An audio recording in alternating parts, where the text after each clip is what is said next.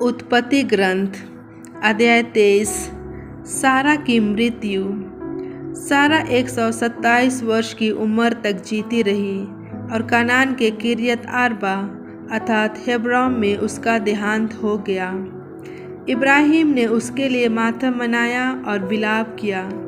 इसके बाद वह उठ खड़ा हुआ और मृतक को छोड़कर हित्तियों से बोला, मैं आपके यहाँ परदेशी और प्रवासी हूँ। मुझे मकबरे के लिए थोड़ी सी ज़मीन दीजिए जिसे मैं उचित रीति से अपनी मृत पत्नी को दफना सकूं। हित्तियों ने इब्राहिम को उत्तर दिया, महोदय, हमारी बात सुनिए। आप हमारे बीच एक शक्ति संपन्न व्यक्ति हैं। अपनी मृत पत्नी को हमारे सर्वोत्तम समाधि स्थान में दफनाइए। आप हम में से किसी के भी समाधि स्थान में उसका दफन करेंगे तो वह आपको नहीं रोकेगा। इब्राहिम ने उठकर देश के निवासियों हित्तियों को प्रणाम किया और उनसे कहा, यदि आप लोग मुझे अनुमति देना चाहते हैं कि मैं यहाँ अपनी मृत पत्नी को दफनाऊं तो मेरी बात मानिए और सोहार के पुत्र एफ्रोन से मेरे लिए यह निवेदन कीजिए कि वह मकपेला का गुफा मुझे दे दे। वह उसकी है और उसके खेत के किनारे है। वह पूरा दाम लेकर आपके सामने ही उसे मुझे दे दे जिससे मैं उससे समाधि स्थान बना लूं। एफ्रोन भी हित्तियों के बीच में बैठा था।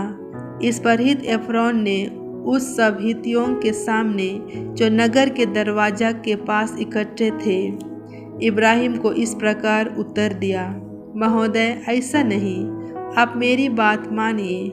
मैं वह भूमि और वह गुफा भी जो उस पर है आपको दान देता हूँ। मैं अपनी जाति वालों के सामने आपको अपनी भूमि देता हूँ। आप अपनी मृत पत्नी का दफन कीजिए।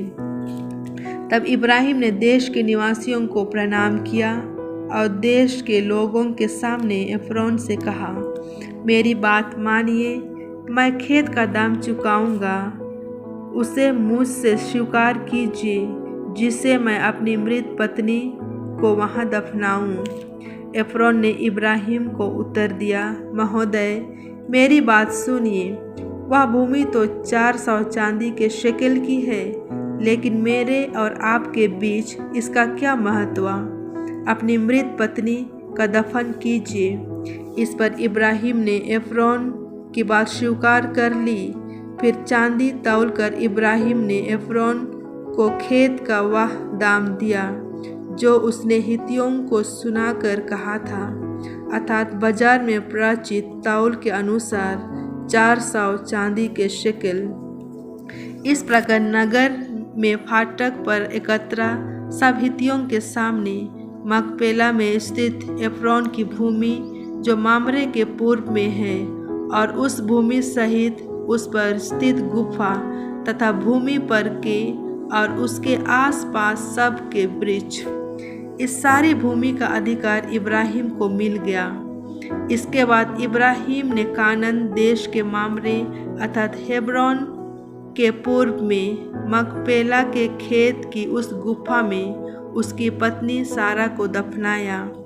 इस प्रकार उसके निजी समाधि स्थान होने के निमित्त वह भूमि और उस पर स्थित वह गुफा हित्तियों के अधिकार से निकलकर इब्राहिम के हाथ आ गई।